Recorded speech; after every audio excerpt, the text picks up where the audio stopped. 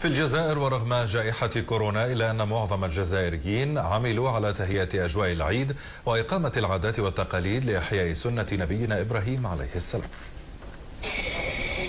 لا صوت هنا يعلو فوق هذا الصوت، إنه صوت شحذ السكاكين الذي يملأ أرجاء الأحياء الشعبية بالجزائر هذه الأيام. سنها بهذا الكم يعتبر إذانا بحلول عيد الأضحى المبارك. عبد الوهاب لم تثنه جائحة كورونا من المحافظة على مهنة الأجداد، يعمل بجد وبطريقة لا يتقنها الكثير لتجهيز سكاكين المضحين. جينا لهنا نلحوا في الأمواس باش الناس يلقوا أمواس تاعهم واجدين نهار العيد إن شاء الله، ويذبحوا العيادة ما تعذبش. والحرفة هذه ورثتها على بوي وجدودي كانوا يخدموها، وإن شاء الله نعلمها لأولادي إن شاء الله.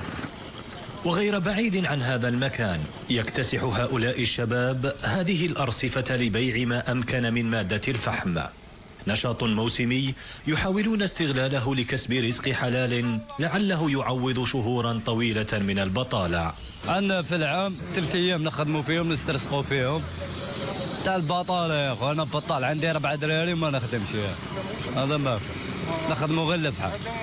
3 أيام تاع الفحم نخدموه، عندي 4 دراري وماشي 3 أيام هذا تاع المافيكاز ما كاين والو.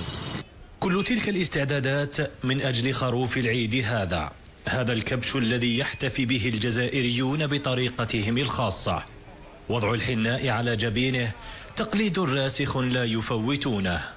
هذا الخروف هذا لا يجوا الحناء يتصوروا معاه يفرحوا به. الأضحية هذه وش هي الأضحية؟ هذه الرب سبحانه عز وجل يفرحوا به. هذه يتقالد ما عندها حتى بدعة والعلم لله.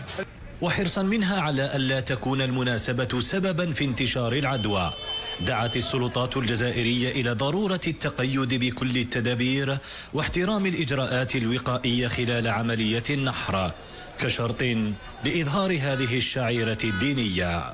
رغم الظروف الصحية الصعبة يصر الجزائريون على عدم تفويت فرصة إحياء سنة نبينا إبراهيم عليه السلام، أملا في زرع البهجة والفرحة من جديد ومحو أحزان كورونا بالتقرب أكثر إلى الله لعله يرفع البلاء عن عباده.